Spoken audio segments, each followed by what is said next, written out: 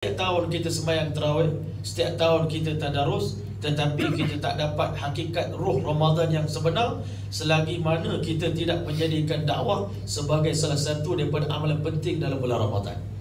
Sebab itu kita tengok sejarah Islam, Al-Quran turun di bulan Ramadan.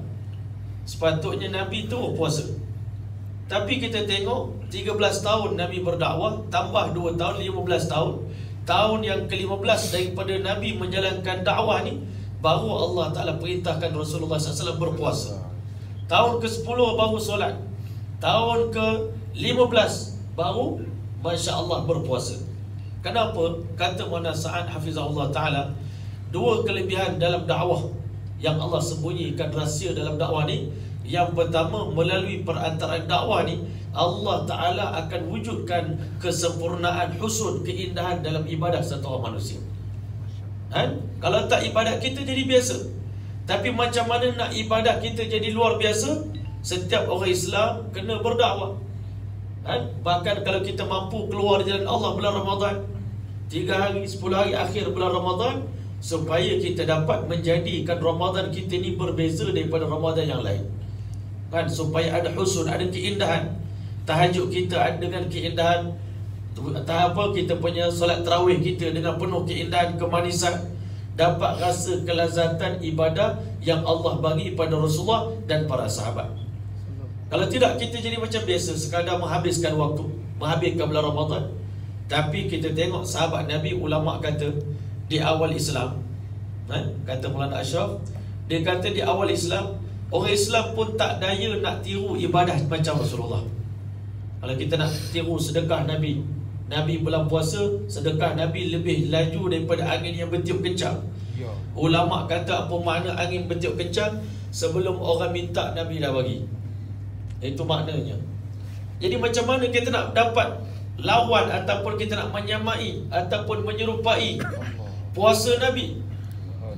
Di awal-awal Islam, sahabat Nabi pun tak mampu nak lawan Rasulullah. Tetapi bila mana Nabi SAW bawa kerja dakwah dalam kehidupan para sahabat, sahabat Nabi ni hidup mereka di malam hari di atas tikar sejadah, di siang hari di atas belakang-belakang kuda untuk sebarkan kalimah La ilaha illallah Muhammad Rasulullah.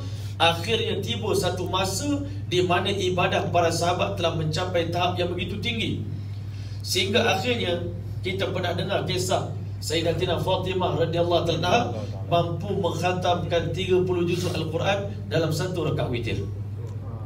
Sayyidina Osman mampu mengkhatamkan 30 juzuk Al-Quran dalam 2 rakaat salat. Kita hari ni nak sembahyang 1 juzuk pun tak larat, 3 juzuk pun tak daya. Kami pergi ke Ghana 10 hari akhir Ramadan, orang Ghana sembahyang 10 juzuk dalam solat tahajud sampai ke rapat, sampai ke sahur. Kita kata di akhir zaman ni, kita nak cari tempat mana yang sembahyang semalaman 30 juzuk, kita boleh pergi ke markas Temboro. Sana pelajar-pelajar dia sembahyang 30 juzuk. Di Seri Talim, alhamdulillah, dan khatam pukul 3 pagi 30 juzuk Al-Quran imam baca. Tuan-tuan, dulu kita tak pernah dengar. Dulu, zaman dulu ketika mana dakwah belum wujud di Malaysia ni tuan-tuan, kerja dakwah ni, kita selalu dengar orang baca ayat lazim. Khatam tarawih 20 juzuk daripada Wadduha sampai An-Nas.